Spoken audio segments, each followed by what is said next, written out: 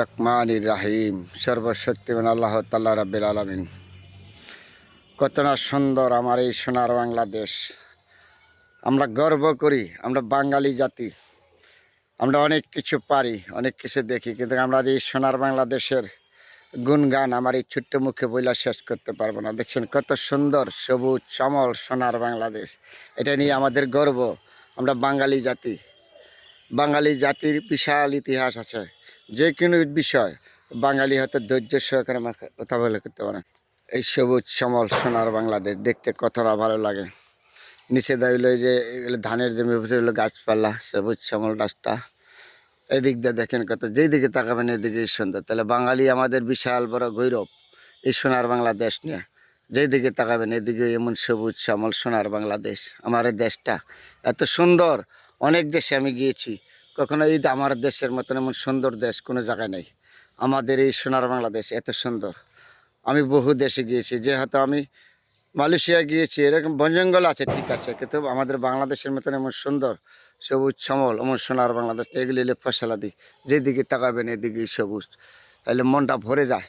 তাহলে আজকে আমি আসলাম আমার নিজের জন্মভূমি থেকে নরসিংদী এলাকায় এসে আপনাদের সাথে শেয়ার করেছি। এত সুন্দর জায়গা দেখে মনটা ভরে গেছে।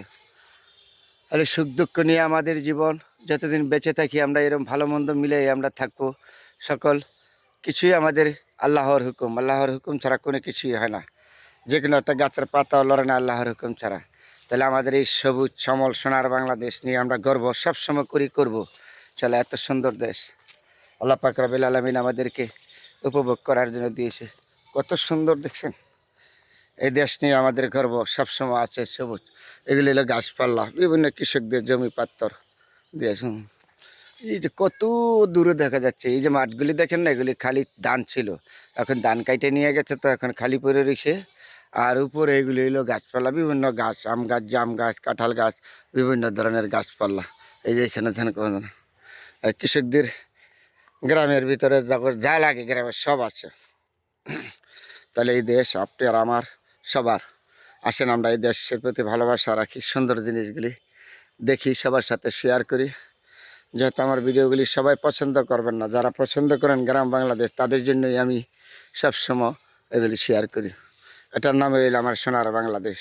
আমার গ্রাম বাংলাদেশ নিয়ে আমি গর্ব সবসময় করি। তাহলে আপনাদের সাথে শেয়ার করলাম। কত সুন্দর দেখেন আমার সোনার বাংলাদেশ। আমি তোমায় ভালোবাসি, একটা কথা আছে না? তাহলে এই দেশের প্রতি আপনার আমার সবার ভালোবাসা আছে বলেই তো এই দেশ নিয়ে বারবারে আমরা গর্ব করি। কত দূরে দেখা যাচ্ছে না, এগুলি হলো মাঠ। আমাদের ধান ছিল আগে, এখন ধান কেটে নিয়ে গেছে, এখন খালি পড়ে রয়েছে। খুব জমি, যেই দিকে তাকাবেন এইদিকে সবুজ। এটা হলো আমার জন্মভূমি এলাকা, নরসিংদী জেলা, শিবপুর। আপনাদের সাথে শেয়ার করলাম।